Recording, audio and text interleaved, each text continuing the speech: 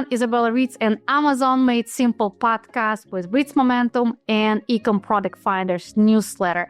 Today, we will not talk about product research, validation, and development, and we will not talk about PPC tactics. We'll be talking about scaling, how to scale your product on Amazon, because this is something that is torturing a lot of sellers. They launch the product, they get to the certain amount of sales, and then they stop. What to do next? For example, you're at $12,000 in revenue, you have your 25 or 30 reviews, and what happened next? Maybe you hit the capacity of the market, or maybe you just have to tweak and trick specific things and make your sales better. And I have a special guest that worked with more than 400 different brands with Amazon and D2C websites, the one and only that is working with Stephen Pope. Welcome, Noah Wickham. Thanks for having me. Great to be here. Great to be able to join in and kind of talk about this. Yeah, I think it's a great topic. We didn't talk specifically about scaling yet. So please give us a little bit of the background to make sure we're with the right person talking about right shit. Yeah, absolutely. So just kind of some background on myself. I've been, in the e-commerce realm for over a decade at this point. I started out as so many people I think have in the idea of just reselling products and whatnot. And especially actually started on the eBay side of things and didn't even get into Amazon until probably 2-3 years after I actually got into e-commerce. And so, you said it best. I've worked with, hundreds of different brands at this point in time, helped everything from small mom and pops all the way up to, enterprise level brands, scale and whatnot. So yeah, I'm excited to kind of talk about this topic because it brings me kind of back home to the idea of, launching my own brands and learning how to scale those at first. And, when I first started consulting with people and, helping different brands just get larger, right? It's hard for a lot of brands, I think, to pass certain thresholds in selling and on e-commerce, especially Amazon, just because of the way Amazon's set up. But over time, I think once people start learning the tips and tricks, it becomes a lot easier. 100% agree. And that's a great background. So let's say somebody hit $120,000 in revenue a year. What do they do next? And where is the sweet moment when we start thinking about scaling our product and scaling our sales? I think, 120K a year in revenue, I think can be broken into two ways, right? Because you can have 120K in revenue, but if let's say 50% of that comes from, a seasonal time, such as now with Black Friday, Cyber Monday, I think that's a lot harder to scale something versus someone who has hit a actual consistent 10K in revenue per month, right? If you're hitting 10K in sales per month, that is in my mind when you can truly start to actually scale, right? You should, or in my opinion, not even look at really taking a profit in your first 12 months of selling on the platform. And once you kind of hit that 10K, you probably shouldn't even take profit till then. It should go all back into inventory management and advertising.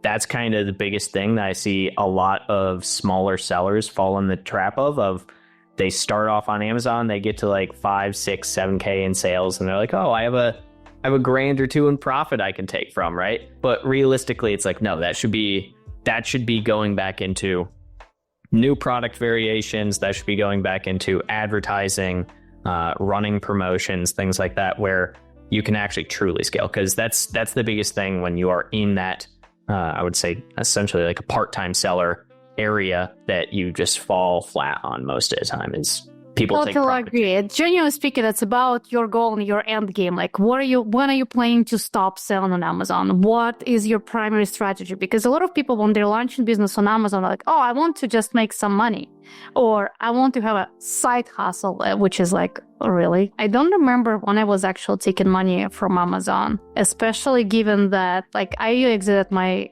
brands in 2021, then we launched a new brand, and we just keep adding more money and investments into the new brand, because for us, the end game is the exit, right? That's what we all want.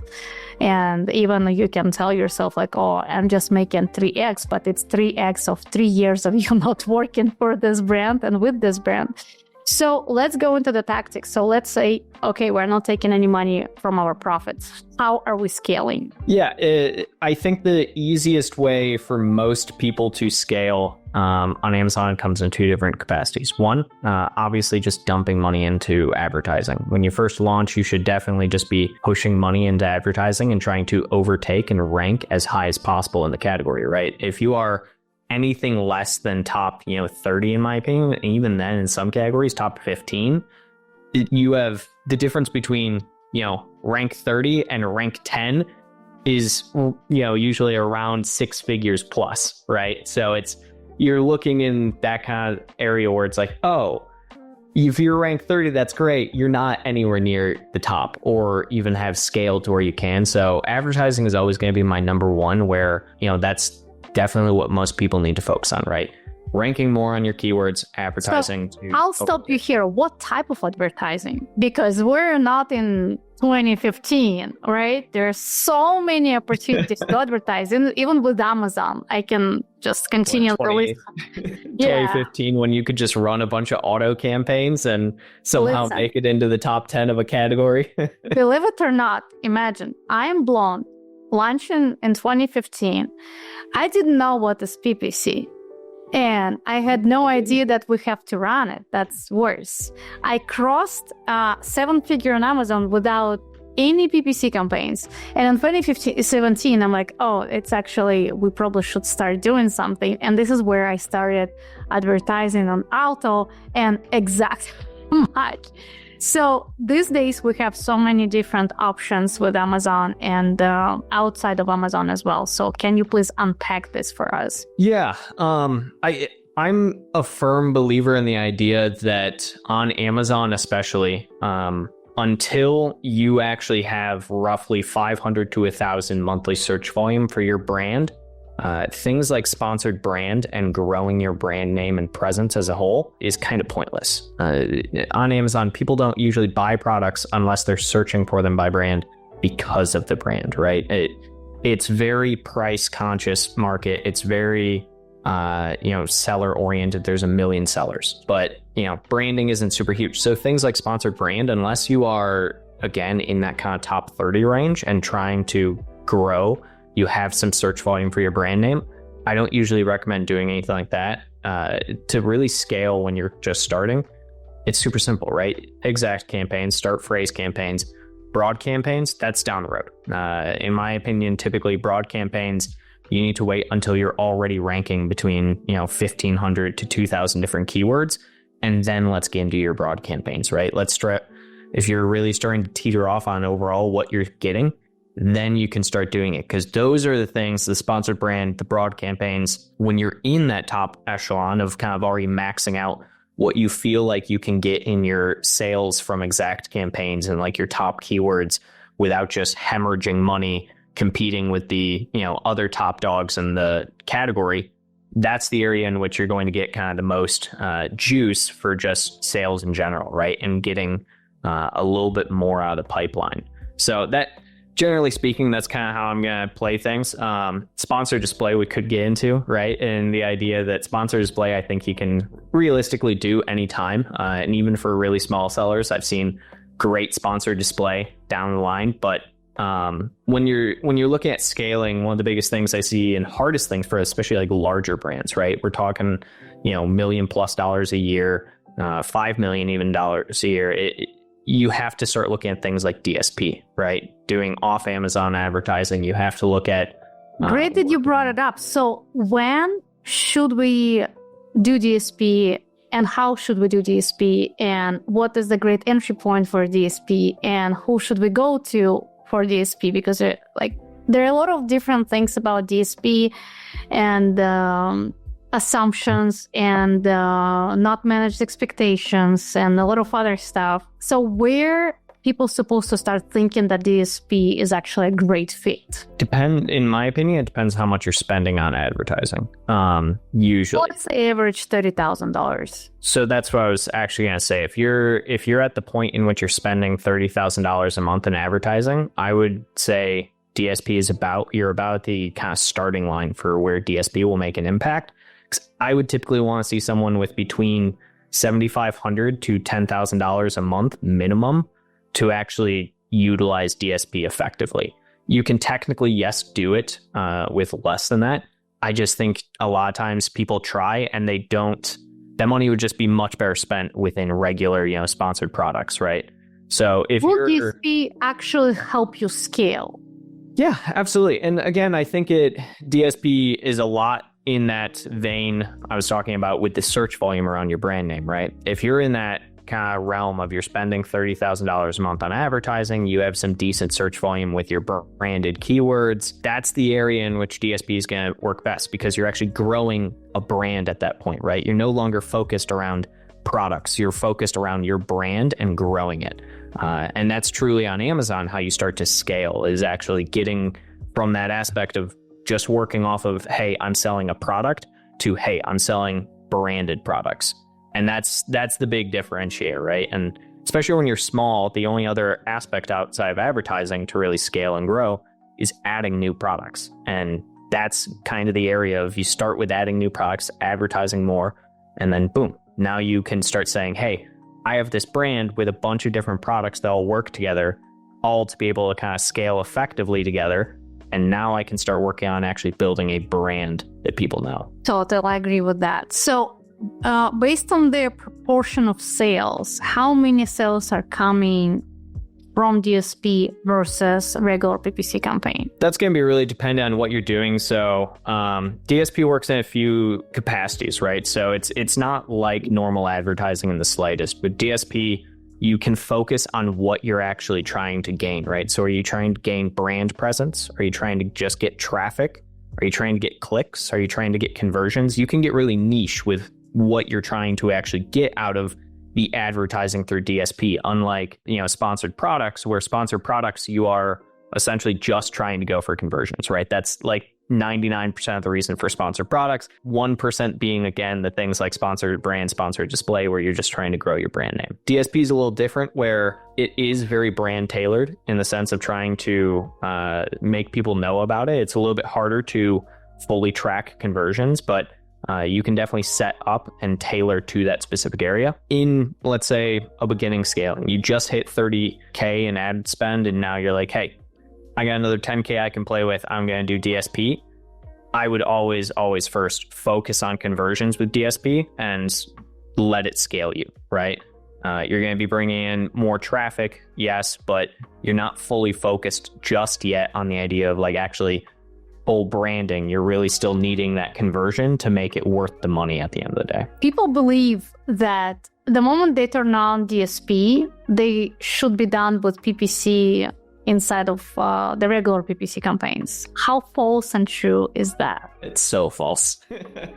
That's so false. Because I mean, think about it this way. If someone were to turn on DSP and turn off all of their on Amazon sponsored products, sponsored brand, everything, one, they're not really targeting anymore, right? They're not going against their competitors. But now Alexa can say, you forgot to buy something. Here you go.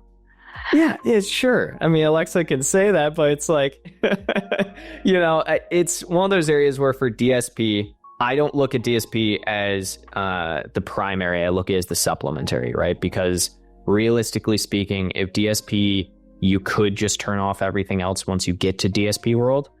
Okay, then why ever even start with the other stuff, right? I do get the point of some people really, really go hard on DSP and end up spending more than they do on sponsored products. I think that the level that you can do that at is like top 1% of people looking to scale.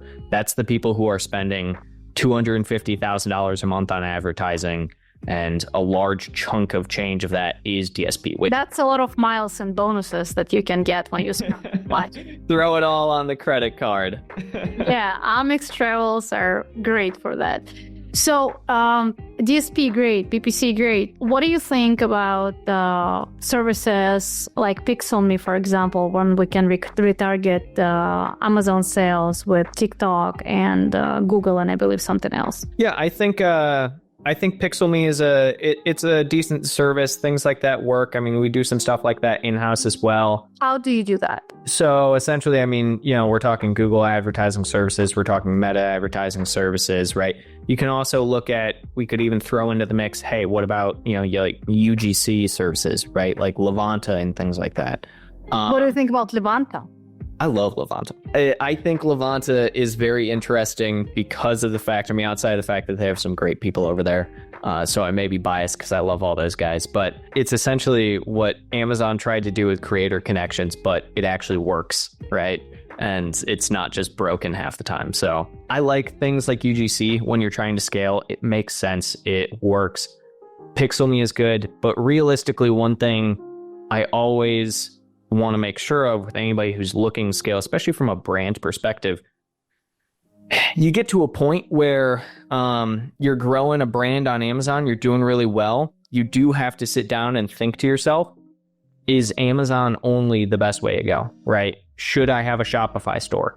And if you do have, your own Shopify store, even if you're not doing nearly the numbers that you do on Amazon, which you probably won't be, it doesn't make sense to push Meta ads to Amazon versus Shopify, right? Is the profit margin there? But realistically speaking, for a lot of people, that's further down the road, right? That's the type of thing where you need to see that there's people searching on Google Analytics for your stuff before you're even thinking about that, in my opinion, especially if you launch Amazon first. But it really comes down to, in my opinion, off Amazon traffic, that's great. I think it works so much better early on than it does later on. If you're really looking for a scale factor, you're going to get a lot more from getting people through brand referral bonus when you are someone doing less than 50K a month than you are if you are someone doing 150K per month, right? So that's the big take, in my opinion. So when it comes, great answers. Thank you so much for that. So when it comes to priorities, if you will start doing everything, you will end up with nothing. When someone is at the stage I want to scale, what is the step number 1 that will make them higher? And what is the step number 2 and 3 and 4 and 5? So where are they supposed to go from there? I believe that really will be dependent on the business and the long-term goals, right? But realistically speaking, I think a great answer there is if you're actually looking to scale and you don't know what to do, an agency, and this may be biased of me, I suppose, but an agency is usually not a bad first step to go in, right? Because that's kind of essentially what they're there for. It's a good step to go before you think about hiring your own team in-house. It's usually going to be cheaper than hiring your own team in-house, especially if you're looking at expanding outside of something like Amazon, right? And you don't have the time anymore for it. Looking at some service providers, agencies is a really, really good route to go for that type of area of scaling. And then, secondarily to that, again, other product offerings. So often I see businesses that, they are struggling to grow. They're like, hey, sales are kind of stagnant. They're diminishing. I'm ranked number 2 in the category, so I, can't really have much else where to go. It's like, okay, well, why don't you add 4 other variations of your product or, a bundle opportunity of your product, right? And actually start growing other areas. If you're already maxed out on what you can do and you're a 1 product offering, 2 product offering, let's try and get some more juices flowing in there. These are very simple first steps to kind of take. Again, increasing your ad spend over time. One of the biggest areas I actually also see people... If the increasing ad spend doesn't work anymore, for example, I have a product. Now, of course, I'm launching more. Literally, as of today, 3 new variations. Yeah, hey, congrats. New ASIN plus 3 new variations. Just got into the 3PL, so about to make it live, in 2 hours. Anyway, so I have one of the products, reach full capacity. No matter how much money you're going to spend, you can't spend more than it's spending, right? Yeah. So what do you do to increase sales of this type of the products? What type of external traffic are you incorporating, if you are? Yeah, great question. It will come down to, there's always multiple levers to pull. That's kind of my favorite phrase to use, is that there's never necessarily we have to do this, and this is the only thing that works, because there's always tons of options. Again, UGC right now, especially with how TikTok is blowing up. Influencers with 10,000 people following them are rampant across the lands, right? It's very cheap these days to do UGC. Back in 2016, you could only really do Instagram models and things like that, and it would cost you an arm and a leg, and then maybe you would make and your liver. Yeah, exactly. And your kidney on top.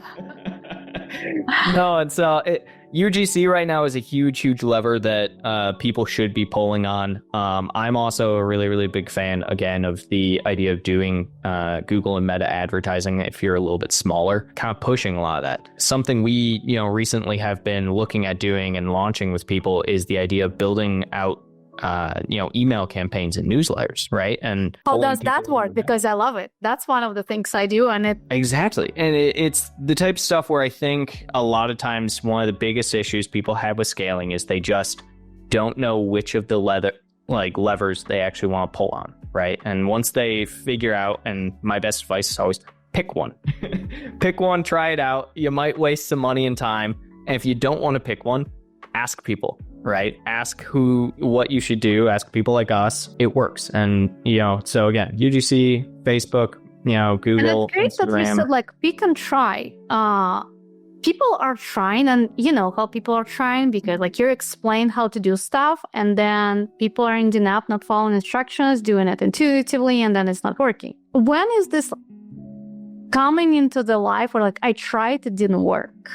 So how long seller's supposed to try to find out that it's not going to work for his specific brand, and what type of actions they supposed to make sure it actually didn't work? My biggest pet peeve with Amazon sellers in general is that for some reason, Amazon sellers all have this idea about them that can't be my product that's going to fail, and they all don't know when to give up. And the best lesson anybody can ever learn is give up sooner than later before you've sunk a ton of money and time into something. There's never going to be a definitive in my mind, you need to cut it off here, but it's very quick to know any of these things, right? I brought up Levanta earlier. That's a great service if you're looking to try and do UGC type stuff with people. That's not something that you're going to see a 1 week turnaround time in ROI, right? That's going to be something you're going to see 90 days down the road. It's going to, you could put a month and a half worth of work into it before you actually see any of these creators make anything on it. Same with Google and Meta ads, that they work the exact same as, Amazon ads, in the sense that you're not going to see an immediate tomorrow, I've 100x'd my product, right? So, but I will also say things take time. But you should also know very quickly whether or not something is going to work at the same time. It's very easy, in my opinion, to tell if you are just throwing money at a wall. Usually, again, test something for 90 days to see if it works. 90 days, in my opinion, is usually the best amount or minimum allotment of time of trying something out before you can fully just, write it off. Because think about it, month 1, it may not be working out, but maybe you just need to tweak some things, test some things. Month 2, you have a better grasp on where things are going with it. Month 3, if you're not seeing true improvements, you kind of just cut it off, right? So 90 days realistically is how long people should test things out. But again, best advice I can give, learn to cut it off before it becomes too painful as an Amazon seller, especially with people who are, launching products and whatnot. So often I see that where they just go a little too long there. Can't agree more here. That's exactly how it works. And 90 days, actually, that's a super fair timeline. And if it's not working because you're not doing great things, that's one thing. But if you keep trying and you're exhausting the idea, then probably it's time to admit that this idea is not worth to keep going with this idea. And it's time to stop. Always ask people, always look at content. I mean, this is a great example, right, of us kind of talking about scaling and how to do it and different ideas we're throwing out there. And, there's so much content out there these days for any topic, anything like that, most of it's things people can try and figure out on their own. And, if they can't, try and talk to the person who's making the content. Maybe they can help you, right? So. Yeah. And talking about the person that's making content, if somebody is listening right now, guys, Paul Barron, the guy that was doing many chatbots back in 2019. He's a friend of mine. He really cracked the algorithm of TikTok. And the way how he's creating these videos, first of all, it's hilarious. It's so natural. He's not trying to say, hey, I recently bought this chapstick, which is Levanta, by the way, and it's going so well, and look at my lips, they they don't have any cracks, and like they're nice and pretty, you can kiss me, right? So he literally, him and his wife, they're starting videos like kind of in the middle of the conversation, and people are immediately triggering to stop and watch it. Every single video makes them at least $1,000 to $1,500 just in commissions. It's not even GMV for the TikTok shop, but they've really been able to knock out this algorithm and create videos that are working for the creatives, and now they're making like these fun videos for themselves that are making them money. They have a lot of samples in the house that's on another side, so now they have to do something with that. But it's a great point that you have to talk to creators. They're creating videos, and they will give you the feedback how you're supposed to go about the videos, and the video is supposed to be extremely natural and organic. Like, we all are tired from the sales pitch, and when it sounds salesy from the first second, people will just scroll, and you just wasted money and time on another creator. And keep in mind, if you're utilizing 11 labs, it's great, but you have to know how to do it correctly, because a lot of brands decided to be better than UGC content and just utilize 11 labs and this popular videos that are accessible to everybody, and it's not actually working that well if you're doing a bad job.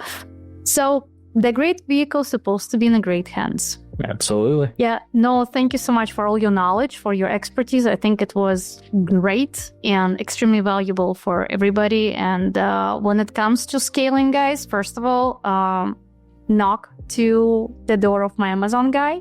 These guys really know what they're doing. They will find the best approach for you that will work within a short period of time, which is 90 days. Yes or no? Did I just oversell it? 90 days. Yes, we start 90, not always 90. Start with the 90, right? I always test something for 90.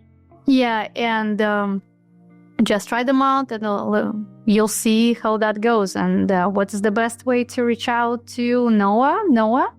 Yeah, absolutely. So anybody can reach us. Just head to our website, myamazonguy.com. Reach out to us there. We have plenty of contact forms. We have a YouTube channel as well. You can reach out to me as well on LinkedIn, just Noah Wickham on LinkedIn. Yeah, and the link is right there. There you go. It works perfect. Yeah. But yeah, thanks for having me on. It was a lot of fun talking about this kind of stuff, and looking forward to doing some more in the future. Yeah, we'll definitely do. Thank you everyone for listening, and I'll talk to you soon. Bye. Hello everyone, Izabella Ritz and Amazon Made Simple. I want to make sure you're getting the biggest value as possible from my podcast and from every single video I put out there. Please make sure to subscribe to my newsletter that I am posting the link below this video, and you'll be always up to date with the product research, validation, and development. It's completely free, promotion free, pure value, forever and ever.